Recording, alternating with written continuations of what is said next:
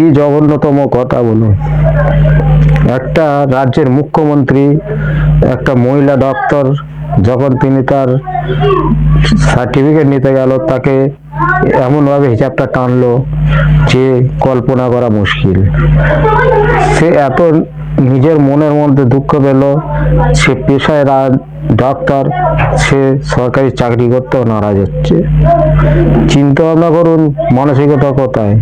বিহারের মুখ্যমন্ত্রী ঘটনা ঘটার পরে কলকাতার রাজপথে দেখতে পাচ্ছেন, কলকাতার রাজপথে কিভাবে মিছিল বার হয়েছে, হিন্দু মুসলিম শিখ ইসাই সবাই মিলে ধিক্কার জানায় বিহারের মুখ্যমন্ত্রীকে। আবার বলছে, কেউ কেউ বলছে এমন কি ব্যাপার যে হিজাব ধরে টেনেছে। কত জঘন্যতম চিন্তা ভাবনা, আপনারা বুঝতে পারছেন। আর যে যার ধর্ম সে তার পালন করবে, এটা ভীমরাও আম্বেদকরের সংবিধান অনুযায়ী দেশ চলবে। কে যে কাজটা করলো, আজকের কলকাতা রাজপথে দেখুন মিছিল চলছে এবং মিছিলের মাধ্যমে তারা কি বলছে।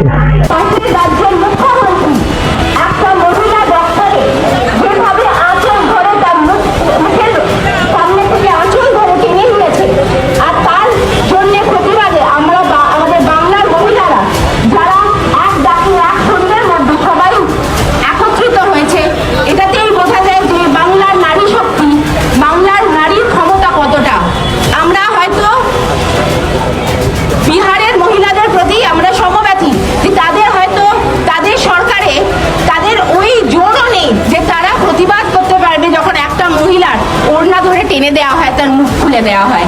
কিন্তু আমরা বাংলায় এই নোংরা, এই জঘন্যতম এই জিনিসটা আমরা সহ্য করতে পারবো না। আমরা আজকে বাংলায় নেমেছি।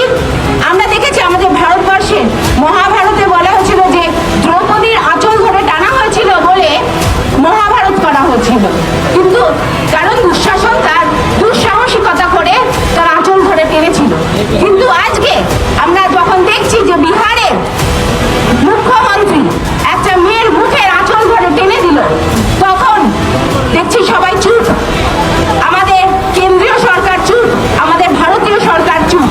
এই জন্য চুপ কারণ উনি যদি নিজের সমর্থন যদি সরিয়ে নেয়, তাহলে হয়তো প্রধানমন্ত্রী থাকবে না, আর হয়তো আমাদের হোম মিনিস্টার থাকবে না।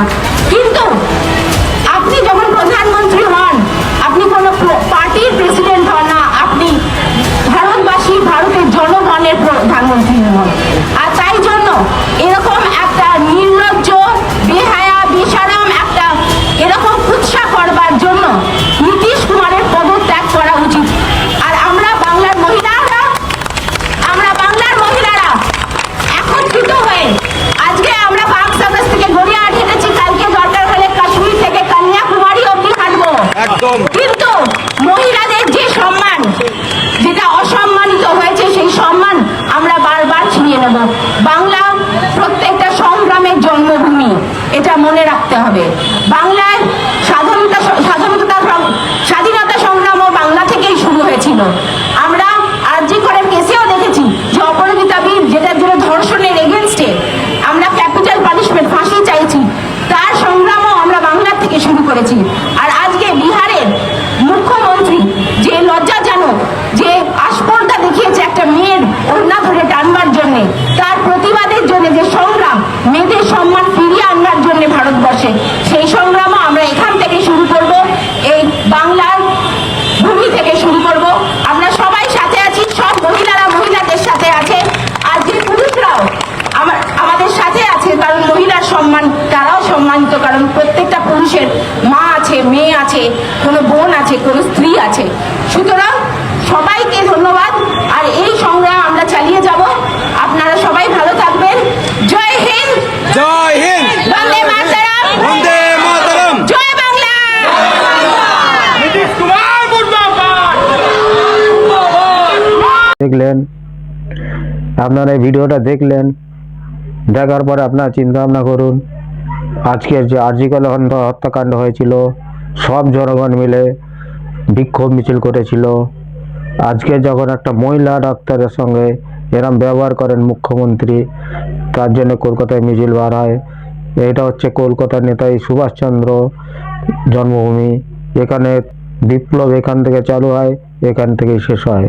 তো আপনারা সবাই মনে রাখবেন যে মহিলা ধর্ম থেকে করবেন না, হিন্দু মুসলিম শিখ ইসাই সব মহিলা কিন্তু মহিলাকে কোনো ধর্ম দিয়ে টানাটানি করবেন না।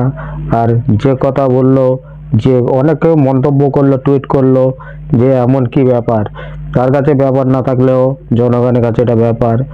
আমি শেখ আসাদুল হক মিডিয়ার মাধ্যমে আপনার সামনে তুলে ধরলাম। আপনারা কমেন্টে বলবেন যে নীতিশ কুমারজি যে কাজটা করেছে ভুল করেছে, ঠিক কিনা।